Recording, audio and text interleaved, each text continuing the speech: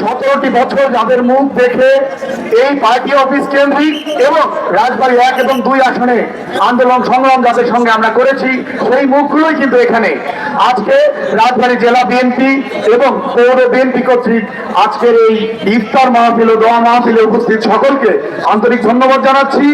আমাদের দেশনায়ক তারেক রহমান বলেছেন, সূত্রীয় ঐক্যই রুখে দিতে পারে সকল ষড়যন্ত্র।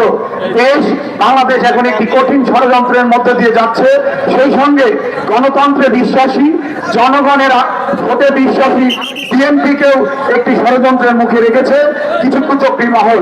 সেই কুচক্রী মহলের এগেইনস্টে আমরা বিএনপি সূত্র ঐক্যের মাধ্যমে রাজবাড়ীতে যেভাবে আছি, দেশনায়ক তারেক রহমানের নির্দেশে আমি অবশ্যই স্মরণ করতে চাই আমার পিতা অ্যাডভোকেট এম এ খালেক সাহেবের কথা।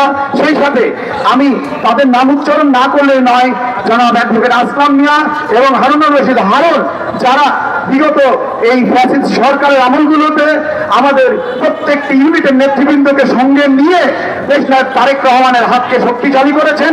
এবং আমি বিশ্বাস করি বিএনপি এই নেতৃত্বকে আগামী দিনে তাদের সঠিক সম্মান দিয়ে আমাদের নেতা কর্মীকে ভালোবাসায় সিদ্ধ করবেন, তাদের আস্থার জায়গাকে ঠিক রাখবেন।